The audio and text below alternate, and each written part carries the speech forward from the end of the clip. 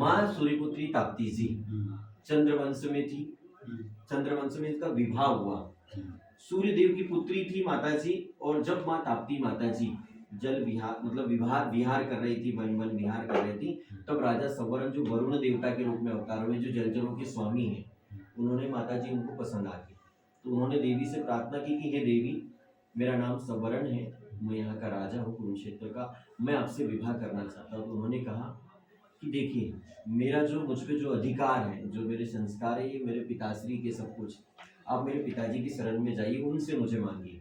तो भगवान सूर्य नारायण के पास गए राजा सवर्ण, प्रभु आप मुझ पर कृपा करो, मैं आपकी पुत्री से विवाह करना चाहता हूँ। तो उन्होंने कहा कि भाई तुम मुझे प्रसन्न करो, तपस्या करो, जब मुझे प्रसन्न कर लोगे तो मैं अपनी पुत्री, आप योग्य होंगे तो मैं आपको अपनी पुत्री दे दूंगा। तो कठोर साधना में लीन हुए। फिर भगवान सूर्य नारायण ने 3 बार परीक्षा ली उनकी, और तीनों बार परीक्षा में वो सफल हुए। फिर ऋषि वशिष्ठ जी के निर्देश पर उनका ताप्ती जी और सवर्ण का विवाह हुआ। और फिर इनकी एक संतान हुई जो थी कुरु, राजा कुरु। और राजा सवर्ण को श्राप मिला था, इसीलिए वो जैसे ही राजा कुरु का जन्म हुआ वैसे वो श्राप मुक्त होकर उनके मूल स्वरूप में चले गए, सब वरुण देवता के रूप में।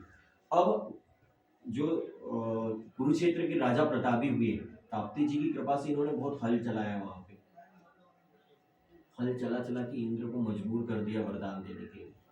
इंद्र ने वरदान दिया कि इस भूमि पर जो भी व्यक्ति मरेगा वो सीधा स्वर्ग को प्राप्त होगा, स्वर्ग ही मिलेगा उसको। जब भगवान श्री कृष्ण ने देखा कि अब महाभारत का युद्ध होने वाला है, ऐसी कौन सी भूमि को चुना जाए जहां मरे तो सीधा स्वर्ग जाए, क्योंकि कृष्ण भगवान जानते थे कि लाखों लोग, करोड़ों लोग मरने वाले इस युद्ध में, और इन युद्धों का पाप मेरे माथे पे आएगा। भाई मैं भगवान तो हूँ, मैंने अवतार तो लिया, लेकिन इसका मैं जिम्मा क्यों लूं? जहाँ कुरु ने मेहनत की है, तपस्या की है, उसी भूमि पर इनके युद्ध के लिए जगह चुना जाए ना। तो उसी स्थान पर कुरुक्षेत्र हुआ।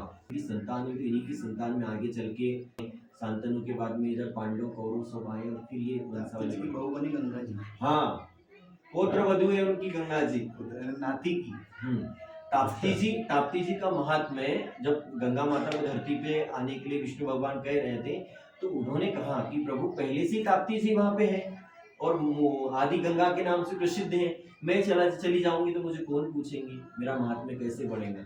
तो देव ऋषि नारद को बोलकर विष्णु भगवान ने उनके ताप्ती जी के ग्रंथ चुराए। तो माता ताप्ती जी ने बाद में देव ऋषि नारद को भी श्राप दिए, तो पूर्ण हो गया था। फिर उन्होंने नारद कुंड जो मुल्ताई में है, वो नारद जी की तपोस्थली है, फिर वो माता रानी प्रसन्न हुई, उनको आशीर्वाद दिया। तो इस प्रकार से गंगा माता पृथ्वी पर आई, और फिर माता जी ने उनको भी श्राप दिया कि तूने मेरे महात्म्य को विलुप्त करवाया, तो इसका परिणाम तुझे कि मेरे ही कुल में तुझे पौत्र वधु बनकर आना होगा। फिर वो माता जी आई इसी में, और उन्हीं के पौत्र वधु के शादी को फिर वो ताप्ती जी को सोचते अपने घर की है, बात वही है, लेकिन अपन को सुनने इतिहास ही नहीं मालूम, अपन को इतिहास नहीं मालूम। वही तो ये दो बातें और तापों प्रकार के तापों से मुक्त करती है।